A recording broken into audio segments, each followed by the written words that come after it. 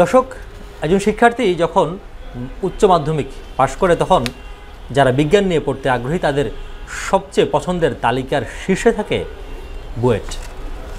আর এই বুয়েট হচ্ছে এমন একটি শিক্ষা প্রতিষ্ঠান যেখানে দেশের সবচেয়ে মেধাবীরা যেমন ভর্তি পরীক্ষায় উত্তীর্ণ হয়, তেমনি এই যে ভর্তি করার যে প্রক্রিয়া সেটি সবচেয়ে কঠিন এবং কঠোরতম পদ্ধতি হচ্ছে বুয়েট।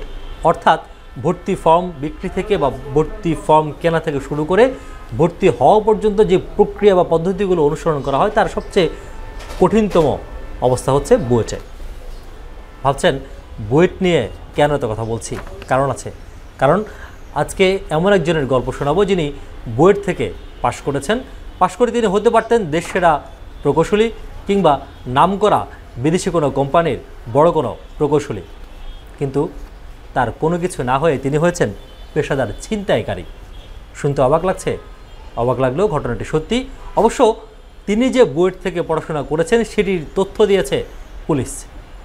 সেই তথ্যটি আমাদের যাচাই করার সুযোগ হয়নি, সুতরাং পুলিশের তথ্যের উপর ভিত্তি করেই আপনাদেরকে জানাচ্ছি সেই বুয়েট পাস ছিনতাইকারীর গল্প। আহসান আহমেদ মারুফ বুয়েট থেকে পাশ করেছেন বেশ কয়েক বছর আগেই। এরপর নানা চক্রের খপ্পরে ছিনতাইয়ে জড়িয়ে যান। শুরু হয় অন্ধকারের পথে হাঁটা। পুলিশ জানায় গেল ৯ মার্চ রাজধানীর পরিবাগে মাসরুর নাইম নামের এক ব্যক্তিকে ফোন দিয়ে তার একটি জিপ গাড়ি কেনার আগ্রহ প্রকাশ করে মারুফ। পরে সন্ধ্যায় শোরুম থেকে পরীক্ষামূলক চালানোর কথা বলে গাড়ি নিয়ে বেরিয়ে যান মারুফ সহ আরও ৩ সহযোগী। সঙ্গে ছিলেন মালিকের একজন প্রতিনিধি।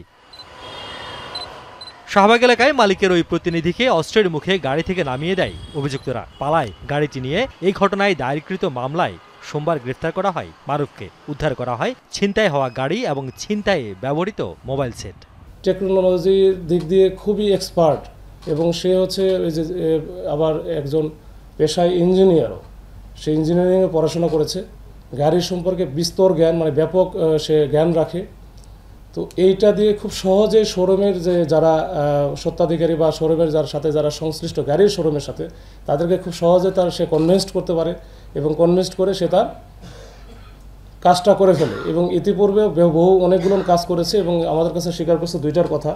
বিশেষ করে জানুয়ারি মাসে 27 তারিখে একটা ঘটনা ঘটেছিল তেজগাঁ শিল্পাঞ্চল থানায়। ওইখানেও কিন্তু একইভাবে ওই যে মাথায় পিস্তল ঠেকে টেস্ট ড্রাইভের কথা বলে সে আর একটা গাড়ি ওখান থেকে নিয়ে যায়। ওটা মামলা হয়েছিল। তো যেহেতু ওই মামলা এখনও ডেটেড হচ্ছিল না তার সম্পর্কে জানা যায় না। এরপরে যে এইটা হওয়ার পরে আমরা কিন্তু বুঝতে পারছি যে সে এটার সাথে জড়িত, সে স্বীকারও করেছে। মারুফের এমন পেশায় অবাক খোদ পুলিশ কর্মকর্তারাই। বলছেন মেধাবী মারুফ কিভাবে অপরাধ জগতে ঢুকলেন আর এই চক্রে আরও সদস্য আছে কিনা সেটিও খতিয়ে দেখছে পুলিশ। পেশা সে বুয়েটের স্টুডেন্ট, তো সে অনেক তার সামনে অনেক অবারিত পথ ছিল, কিন্তু তার এটা একটা নেশা টাইপের। এই গাড়ি নিয়ে তো গাড়িগুলোর তো কোনো কাগজপত্র তার কাছে থাকে না, তো সরাসরি কিন্তু বিক্রি করতে পারে না। এটা আবার ওই যে যার কাছ থেকে নিল তাদের সাথে আবার একসময় যোগাযোগ করে র্যানসম বা মুক্তিপণের টাইপের মতো যে 10 লাখ 20 লাখ, যেমন এইটার ব্যাপারে 20 লাখ টাকা সে অলরেডি দাবি করেছিল। এই 20 লাখ টাকা দিলে সে একটা জায়গা হয়তো ফেলে রেখে আসতো বা দিয়ে আসতো, তাহলে টাকাটা সে পেয়ে যেত। দর্শক দেখছিলেন দেশসেরা একটি শিক্ষা প্রতিষ্ঠান থেকে বেরিয়ে অপরাধ জগতে জড়ানোর একজন মানুষের গল্প।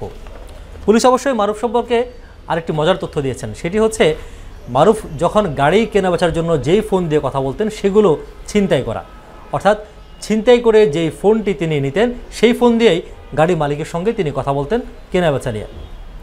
তবে পুলিশ অনুরোধ জানিয়েছে বা পুলিশ আহ্বান জানিয়েছে গাড়ির মালিকদের প্রতি বা শোরুম মালিকদের প্রতি যাতে কাউকে এভাবে পরীক্ষামূলক চালানোর কোনো সুযোগ না দেওয়া হয়। তাহলেই তাদের ব্যবসা প্রতিষ্ঠান এবং গাড়িটি নিরাপদ থাকবে বলে মনে করছে কর্মকর্তারা। রিয়াজ রায়হান, যমুনা নিউজ, ঢাকা।